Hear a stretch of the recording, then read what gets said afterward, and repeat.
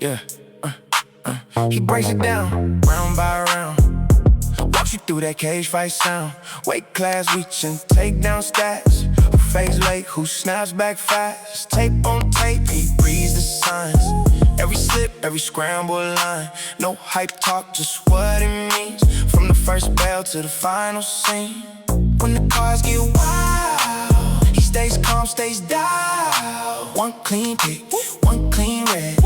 That's the edge you need. The handsome gambler, hands up, cash in. The handsome gambler, round by round, he wins. Handsum Gambler, 1 goal, clean sweep, going 5 for 5 every UFC card. I am the Handsum Gambler.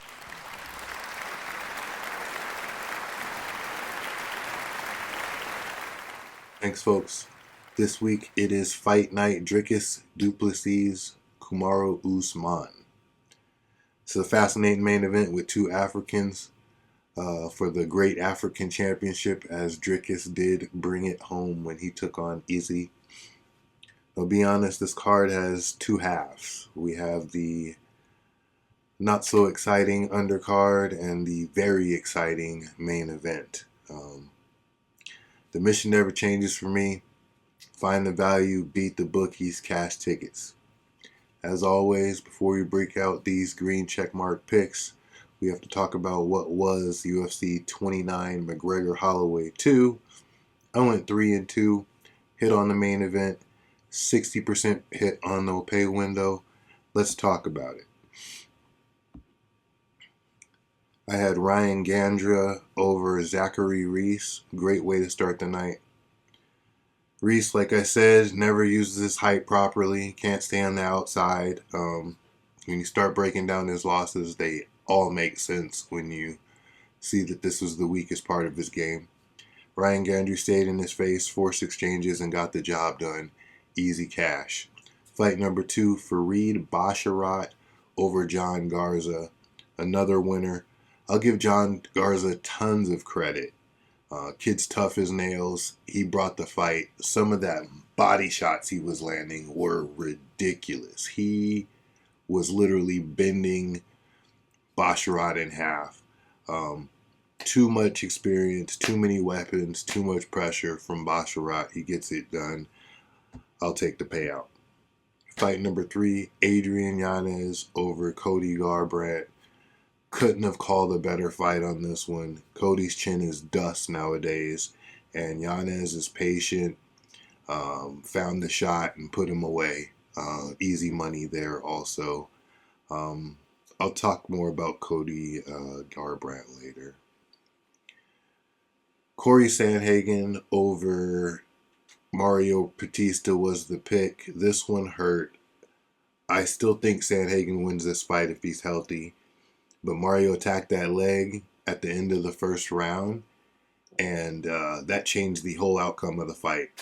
He did come roaring back, meaning Sandhagen in the second round. I was so excited to see that. I thought it was going to be competitive, but it was just too much. Batista came out with a great game plan in the third and got the dub. He's becoming a problem in the bantamweight division right now. He's becoming a problem. Fight number 5 was actually Cesar Almeida over Damian Penas. I missed this one also, but to be fair, Cesar was winning up the fight up until he wasn't. One mistake, one clean shot put Cesar out. Huge win for the young prospect. I will be looking to fade this guy in the future because he has tons of holes in his game. And the main event lean.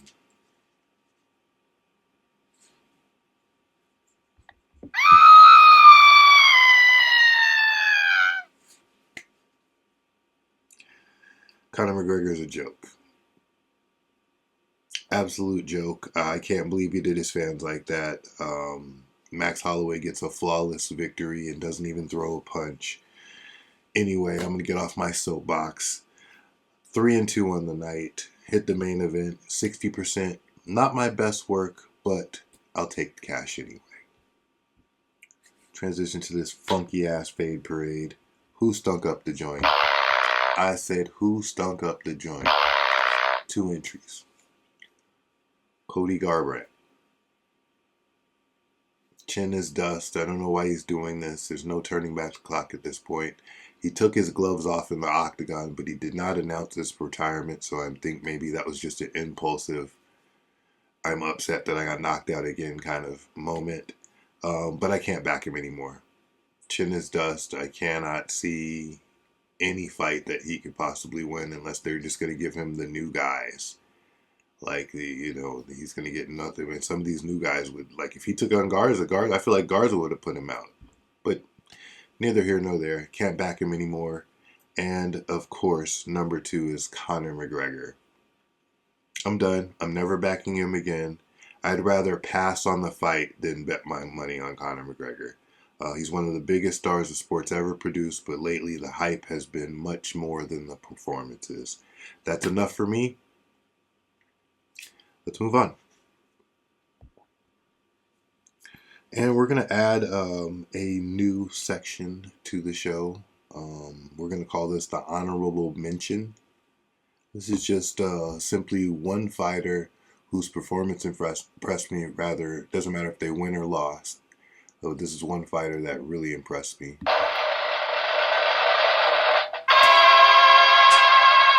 John Garza. Yeah, he lost, but the kid's a dog. I was talking about his body shot. The boxing was crisp. He got back up from takedowns. He was tough on Basharat for getting the takedowns. And this is his first fight. Handsome dude, too. If he somehow gets something going for him, he'll have an easier time. More like a Paulo Costa or Luke Rockhold. He'll have a really easy time if he can get something rolling in this sport. Bonus time. Who got paid? Who got paid? Because we got paid. Brandon Royval, Lorna Calvinaugh, 100K. Patty Pimblick, King Green, 100K. That's 300K right there for those boys. Finishing bonuses. 25K to Max Holloway, Robert Whitaker, Gable Stevenson, Adrian Yanez, Luke Riley, Damian Pinas, Ryan Gandra, and Alessandro Costa. Thank these gentlemen for some great prime-time violence. It's what the UFC fans truly watch the sport for. Let's get into this week's green checkmark picks. I'm going to be traveling through most of this fight, so tread lightly this, folks. This is not the greatest card as far as the undercard. I would only recommend betting on the main card. Let's get into it. RJ Harris over Alvin Hines. Harris is taller. He has real knockout power. Hines looked great in his debut, but after serving time away due to that steroid suspension, I'm not convinced anymore. Give me the hungry newcomer RJ's money line. Give me the double chance of KO and decision. Fight number 2. Give me Chase Hooper over Ramirez. This is my last chance to back Chase Hooper. Like, this is it, bro. He's taller, he's longer, he's more experienced. He's far more dangerous everywhere in this fight. Ramirez has never won a fight in the UFC, and I do not think he's UFC caliber. If Chase somehow loses this fight, he's cooked. I'll never back him. I don't care if he leaves, becomes a champion in other organizations, comes back. Like, he's cooked to me. Give me Chase's money line. Give me Chase's double chance, KO and sub. Come on, Chase, get it done. Dion Barbosa over Anna Melisano in fight number 3. Barbosa's more experienced. She's bigger. She's stronger. She's more imposing. Anna's dangerous on the feet, but this could be a one takedown fight. I feel like all Barbosa has to do is get one takedown, get on top, and she should have some easy money. Sub this girl quick. The size advantage should be key in this. Dion Barbosa's money line, double chance, sub, and decision. Aldine Carrera over Stuart Nickel in fight number 4. Nickel's yet to prove himself. Another fighter that has never won a fight in the UFC. Corey is taller, longer, younger, cleaner striker. He has a massive odd advantage. He is negative 1200 when I film this, and Corey by decision, I believe, is the way to go. I would take I would take a double chance of KO and sub, and then, I really don't know. The pick is Corey by decision, but I'm gonna sprinkle probably a knockout prop and sub prop in there also, just so I'm covered in case something goes awry. Stuart Nicker could fail the test, but in the research, he's only got one loss in each category: one loss by sub, one loss by knockout, one loss by decision. So he's a tough dude, and I think he hangs in there. Corey by decision. Fight number 5, Christian Leroy Duncan over Jared Cannonier. This feels like a classic passing of the torch. COD has size, he has speed, he has youth, he has reach. Meanwhile, Cannonier's on a 3-fight losing streak. Give me Leroy Duncan's money line. Give me Leroy Duncan by knockout in 2 separate bets. I believe Father Time is undefeated in this one, and Cannonier may retire depending on how bad this loss is. Let's get into this official main event lean. Give me Dricus du Plessis over Kamaru Usman. I think this is going to be the tailing of 2 halves. Give me Kumar early and Dricus late. I think Kumar starts very competitive, but I think the age and size and Dricus's gas tank starts to wear on him late. He's naturally a bigger man. I think Kumar starts to give up takedowns late, and Dricus breaks people. This is what he does. And, I don't know.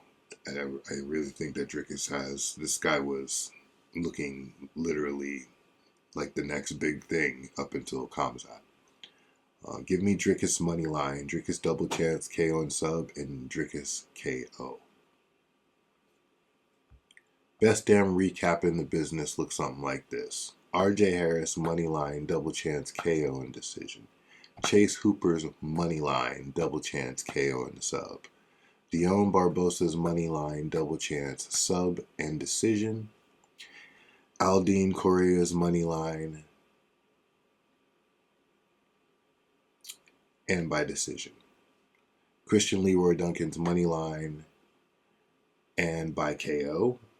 The main event lean is Dricus du Plessis' money line, Dricus du Plessis' double chance, KO and sub, and Dricus by KO in 3 separate bets from that main event.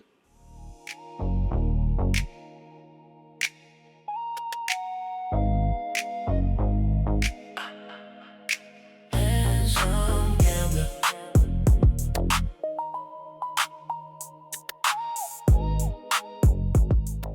That wraps up another episode. Kind of labored this week because I'm going on vacation, but you have to get those shows out. Last week I still stayed above 60%. This week, the travel plans and everything, I'm probably not going to watch much, but I find the value, I trust the tape, and I beat the bookies. If you enjoyed the show, like button, subscribe, drop your favorite pick in the comment section. To anybody else who's traveling, safe travels to you this weekend. Enjoy watching those fights wherever you are, and hopefully you're cashing those tickets together. Until then, stay sharp, play smart, bet on charm, and win with style. I am the Handsome Gambler, and I'm cashing out. I'll see you next week, folks.